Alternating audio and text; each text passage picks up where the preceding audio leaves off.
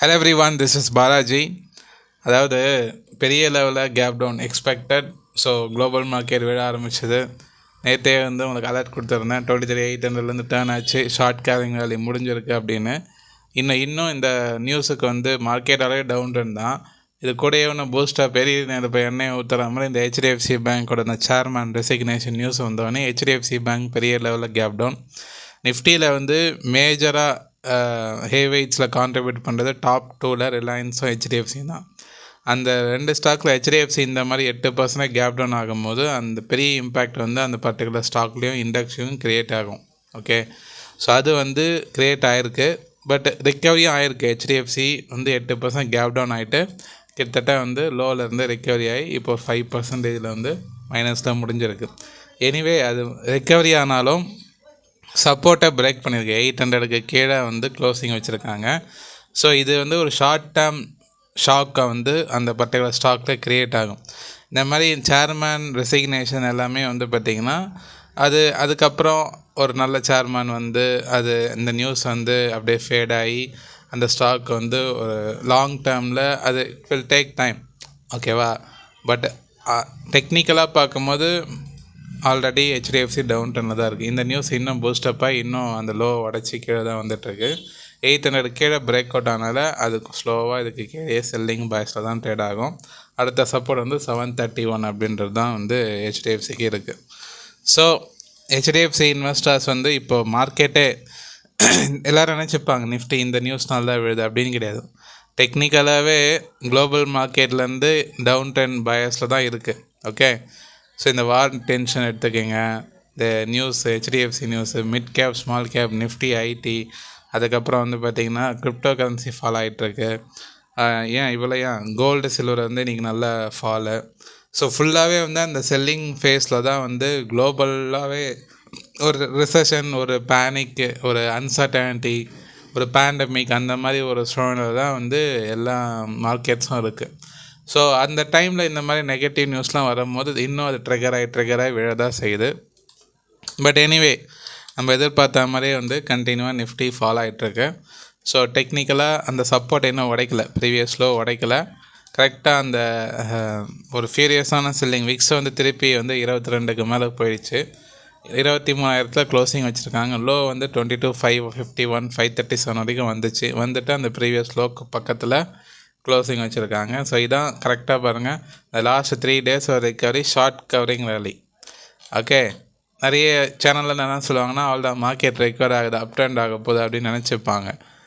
அது இப்போ புரிஞ்சிருக்குன்னு நினைக்கிறேன். டெக்னிக்கலாக அது எப்படி ட்ராவல் ஆகுது ஒரு ஸ்டாக் அப்படின்ற ஒரு ட்ரெண்டுனா எப்படி வரும் அப்படின்னு. ஓகே, இப்போ 2 சாய்ஸ் தான். ஒன்று இங்கேருந்து டேர்ன் ஆச்சுன்னா ரேஞ்சு போண்டு ஆக்ட் ஆகும், இது 23,800. நாளைக்கு இதுக்கு கீழே ட்ரேட் ஆக ஆரம்பிச்சு நான் கொஞ்சம் வெளியே போகிறனால கொஞ்சம் சீக்கிரமாக நான் வீடியோ ரெக்கார்ட் பண்ணுறேன் 5:45க்கு. ஆக்சுவலாக நான் ரெக்கார்ட் பண்ணுற டைமில் யூஎஸ் ஃபீச்சர்ஸ், அதாவது டவ் பார்த்திங்கன்னா நெகட்டிவில் தான் ட்ரேட் ஆகிட்டுருக்கு. கிட்டத்தட்ட ஒரு 0.5 கிட்ட நெகட்டிவ் தான் ட்ரேட் ஆகிட்டுருக்கு. ஸோ விச் மீன்ஸ் ஒரு நெகட்டிவ் ஓப்பனிங் கூட நாளைக்கு கிடைக்கிறதுக்கு வாய்ப்பு இருக்குது. Too early to predict. But technically speaking selling sentiment இருக்கனால பிரேக் அவுட் ஆகிறதுக்கான வாய்ப்பு ரொம்ப அதிகம். ஸோ 22,900 கிராஸ் ஆச்சு அப்படின்னா தொடர்ந்து மார்க்கெட் இறங்க தான் செய்யும். அடுத்த சப்போர்ட் 21,800. ஓகே, நான் ஆல்ரெடி சொல்லியிருக்கேன் மார்க்கெட்டுக்கு 22,800 ஒரு சப்போர்ட் இருக்குது, ஒரு மைனஸ் சப்போர்ட்டு. அது பக்கத்தில் வந்துடுச்சு. ஸோ லோ உடைக்கும் போது அடுத்தது ஃப்ரெஷ்ஷாக வந்துக்கிட்டே இருக்கும். ஆனால் இந்த டவுன் ட்ரெண்ட் எனக்கு எதை ஞாபகப்படுத்துதுன்னா ரஷ்யா உக்ரைன் வார் டென்ஷன், அதுக்கப்புறம் பேண்டமிக் சிச்சுவேஷன் 2020 அந்த டைமில் இப்படி தான் மார்க்கெட் ரியாக்ட் பண்ணிட்டு இருந்தது. ஒரு நாள் நல்லா அடிப்பாங்க, அடுத்த நாள் 500-600 பாயிண்ட் ஏறும், அதுக்கப்புறம் அகெயின்ஸ்ட் எல்லாம் ரைஸ் ஆகும். விக்ஸ் ஹைலியே இருக்கும். ஸோ அப்படியே விழுந்து ஒரு 15-20 நாளில் 30%க்கு மேலே நிஃப்டி ஃபால் ஆகி கிராஷே முடிஞ்சிருச்சு. இப்போ உதாரணத்துக்கு ஒரு சின்ன எக்ஸாம்பிள் சொல்கிறேன் பாருங்கள். இப்போ இதுவே டவுன் ட்ரெண்ட் தான். ஓகேவா? இந்த டவுன் ட்ரெண்ட் மார்க்கெட் 17% விழுந்துச்சு. ஆனால் அது எவ்வளோ டைம் எடுத்துக்கிச்சு பாருங்கள். செப்டம்பர் மாதத்துலேருந்து கிட்டத்தட்ட ஏப்ரல் க்ளோஸ் டு ஒரு 7-8 months டைம் எடுத்து அந்த டவுன் ட்ரெண்ட் 17%. ஆனால் இந்த சினாரியோவில் நிஃப்டி வித்தின ஒரு February March 2 மாதத்தில் கிட்டத்தட்ட 13% ஆல்ரெடி விழுந்துருச்சு. இன்னும் அடுத்த லோ உடச்சுன்னா வேகமாக வர ஆரம்பிச்சிடும். ஸோ 8 மாதத்தில் 15-16% விழுது எப்படி இருக்குது? 2 மாதத்தில் அதே இடத்துக்கு வரதுக்கு எப்படி இருக்குது? அப்போ இது வந்து ஒரு பேனிக் செல்லிங் அப்படின்றது தான் அந்த கேட்டகரியில் தான் வரும். அது வந்து சீக்கிரமாகவும் டேர்ன் ஆகிடும், மார்க்கெட் சீக்கிரமாகவும் ரிவர்சல் ஆகும் இந்த மாதிரி சுச்சுவேஷன். ஆனால் இன்வெஸ்டர்ஸ் என்ன பண்ணோன்னா, ஆல்ரெடி சொன்ன மாதிரி ப்ராஃபிட் இருந்தால் ஃபுல்லாக கட் பண்ணுறேங்க, ஓகேவா? லாஸ்ட்டில் இருக்கிறனா ஆவரேஜ் பண்ணுறதுக்கு வெயிட் பண்ணுங்கள். புதுசாக வாங்கணும்னு நினச்சிங்கன்னா இது வந்து ரைட் டைம் கிடையாது, இன்னும் இறங்கும். லோ உடச்சுன்னா அடுத்தடுத்து வரும். ஸோ எனக்கு தெரிஞ்ச ஒரு மீனிங்ஃபுல்லான பாட்டம் ஒன்னா 21,800 என்னோட பர்சனல் எக்ஸ்பெக்டேஷன். இங்கே வரணும்னு அவசியம் இல்லை, பட் இங்கே வந்தால் ஒரு மீனிங்ஃபுல்லான ரிவர்சல் சான்ஸ் இருக்குது. ஆனால் இந்த 21,800 உடச்சதுன்னா அவ்வளோதான், மார்க்கெட்டை வந்து ஃபுல் கிராஷ் ஆகிடும். கிராஷ் மீன்ஸ் ஒரு 40% வரைக்கும். இப்போது இங்கே இருந்தாலே 20% ஆகிடும். இன்னும் ஒரு ஃப்ரெஷ்ஷாக ஒரு 30-15% விழுறதுக்கு கூட வாய்ப்பு இருக்கும். ஸோ மார்க்கெட் கிராஷ், இந்த கோவிட் ரேலி வந்து முடிஞ்சிருச்சுன்னு சொல்லலாம் கிட்டத்தட்ட. நான் இந்த மந்தோட க்ளோசிங் வச்சு சொல்கிறேன். பட்டு எனக்கு தெரிஞ்சு வந்து இந்த 2020 ஒரு நல்ல அப்டர்ன் போயிட்டுருக்கு பார்த்தீங்களா, அது வந்து முடிவுக்கு வந்துடுச்சு அப்படின்றது தான் நான் ஃபீல் பண்ணுறேன். ஸோ அதுக்கு இன்னும் ஒரு 2-3% நிஃப்டி விழுந்துடுச்சுன்னா கன்ஃபார்ம் பண்ணிடலாம், பார்ப்போம். பேங்க் நிஃப்டி கூட அந்த சப்போர்ட் இன்னும் உடைக்கலை. லாங் டேர்ம் சப்போர்ட் வந்து இன்னும் அதே இடத்துல பார்த்தா தெரியும், ட்ரெண்ட் போட மாதிரியே தெரியுது உங்களுக்கு. ஸோ டெக்னிக்கலாக டே சார்ட்டில் திருப்பி அந்த இடத்த வந்து டெஸ்ட் பண்ணியிருக்கு. ஸோ திருப்பி பேங்க் நிஃப்டி அந்த 53,000 இன்னும் உடைக்கல. 53,000 உடைச்சதுன்னா அடுத்த இப்போ கூட நான் சொல்கிறேன், மார்க்கெட்டை வந்து ப்ரீவியஸ் லோக்கு பக்கத்தில் வந்துடுச்சு. ஆனால் இதே சப்போர்ட் அடுத்து திருப்பி கூட பவுன்ஸ் ஆகலாம் நாளைக்கு. ஆனால் ஒரு பெரிய டவுன் ட்ரெண்ட், அடுத்த ஒரு ஃப்ரெஷ் டவுன் ட்ரெண்ட் வரப்போகுதுன்னா நாளைக்கு செல்லிங்கில் முடியும். இப்போ இருக்க சினாரியோவில் குளோபல் மார்க்கெட் செல்லிங் சென்டிமெண்ட் இருக்குன்னா நாளைக்கு கூட கேப் டவுன் ஆகிறதுக்கு வாய்ப்பு இருக்குது. நாளைக்கு கேப் டவுன் ஆகி செல்லிங்கில் முடிஞ்சதுன்னா முடிஞ்ச அளவுக்கு நிறைய பொசிஷன்ஸாக கட் பண்ணுறேங்க. ஒரு அலர்ட்டாக எடுத்துக்கங்க, ஏன்னா நான் லைவ் மார்க்கெட்டில் உங்களால் சொல்ல முடியாது. ஸோ நாளைக்கு செல்லிங்கில் முடிஞ்சது அப்படின்னா, செல்லிங்கில் க்ளோஸ் ஆகி 400-200 ஒரு 300 பாயிண்ட்டுக்கு மேலே நிஃப்டி நாளைக்கு க்ளோசிங் வச்சாங்கன்னா நெகட்டிவில், அதுக்கப்புறம் ஒரு ஃப்ரெஷ் லோ, ஒரு நல்ல ஒரு ஒரு 1000 பாயிண்ட் இறங்கிறதுக்கு வாய்ப்பு இருக்குது. ஸோ அதுக்கேற்ற மாதிரி பொசிஷன்ஸை பிளான் பண்ணிக்கிங்க லைவில். நாளைக்கு ரெக்கவர் ஆகிடுச்சுன்னா பிரச்சனை இல்லை, நான் அதுக்கப்புறம் வீடியோ போடுறேன். செல்லிங்கில் முடிஞ்சால் ஒரு முன்னாடியே ஒரு அலர்ட் கொடுக்குறேன், ஓகே? ஸோ ரிலையன்ஸ் ஒன்றும் பிரச்சனை இல்லை, அந்த இடத்துல தான் இருக்குது.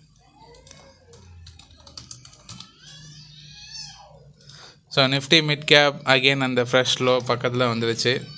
ப்ரீவியஸ் லோ வந்து 15,287, அதை உடச்சதுன்னா ஃப்ரெஷ் டவுன் வந்து வரத்துக்கு வாய்ப்பு இருக்குது. Stay safe. India weeks again வந்து 22 above. ஸோ 23, 24, 25க்கு மேலே தான் போச்சுன்னா ரொம்ப குரூஷியல். பார்லிமெண்ட் எலெக்ஷன் அப்போ வந்து இந்தியா வீக்ஸ் 32 வரைக்கும் ஹை போச்சு, ஓகேவா? ஆனால் செட்டில் ஆகலை, உடனே விழுந்துருச்சு. ஆனால் இப்போ செட்டில் ஆகிட்டுருக்கு 22க்கு மேலே. அதான் ஒரிங் ஃபேக்டர். இது 23க்கு மேலாம் இது கொஞ்சம் நான் ஃபாலோ பண்ணிகிட்ருக்கேன் சென்சிட்டிவாக. நம்ம வீடியோஸை டெய்லி பாருங்கள், பார்க்கும் போது தான் சென்சிட்டிவான இன்ஃபர்மேஷன்லாம் நான் ஷேர் பண்ணும்போது உங்களுக்கு அது ஒரு இன்புட்டாக இருக்கும். அப்படியே விட்டுட்டு போகிற காரியம் கிடையாது ஸ்டாக் மார்க்கெட்.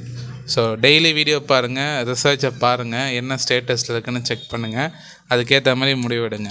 இந்த கோல்டில் இன்வெஸ்ட் பண்ணவங்களாம் சில பேர் கேட்டாங்க என்ன பண்ணலாம் அப்படின்னு. கோல்டை பொறுத்த வரைக்கும் ஷார்ட் டேர்ம் சப்போர்ட்டை இன்னும் உடைக்கலை. உடைச்சதுன்னா இன்னும் ஃபர்தராக ஃபாலோ ஆகும். நீங்கள் லாங் டேர்முக்கு கோல்டு அக்யூமுலேட் பண்ணுறீங்கன்னா இறங்க வாங்கிட்டே இருங்க. கோல்டு வந்து ஒரு டிஃபென்சிவ் இன்ஸ்ட்ருமெண்ட், ஓகேவா? என்னைக்காக இருந்தாலும் அது எட்ஜிங்காக ஆக்ட் ஆகும் என்னை பொறுத்த வரைக்கும். இல்லை நான் வந்து ஷார்ட் டேர்முக்கு தான் வாங்கியிருக்கேன்னா பெட்டர் ஸ்கொயர் ஆஃப். இந்த இடத்துக்கு 142க்கு கீழே கோல்டு பிரேக் அவுட் ஆச்சுன்னா ஸ்கொயர் ஆஃப் பண்ணுறேங்க, ஓகே? பட் லாங் டேர்முக்கு வச்சுருக்கீங்கன்னா தாராளமாக இறங்க வாங்குங்க. Just good thing. எல்லாமே சில்வருக்கும் நான் தனியாக வீடியோ போடுறேன், ரைட்? ஸோ நான் சொன்னதை மைண்டில் வச்சுக்கிங்க. நாளைக்கு செல்லிங்கில் முடிஞ்சதுன்னா பி கேர்ஃபுல், ஓகே?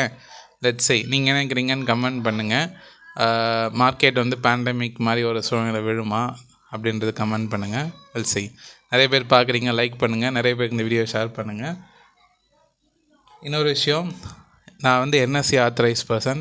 எனக்கு கீழே அக்கௌண்ட் ஓப்பன் பண்ணுறவங்களுக்கு நான் கைடன்ஸ் கொடுப்பேன். அப்ஸ்டாக்கில் அசோசியேட்டாக இருக்கேன். விருப்பப்படுறவங்க என்னோடய கைடன்ஸ் வேணும்னு நினைக்கிறவங்க அப்ஸ்டாக்கில் அக்கௌண்ட் ஓப்பன் பண்ணிட்டு எங்களை வாட்ஸ்அப்பில் டெக்ஸ்ட் பண்ணுங்கள், ஓகே? ரைட். மிக்க நன்றி நண்பர்களே.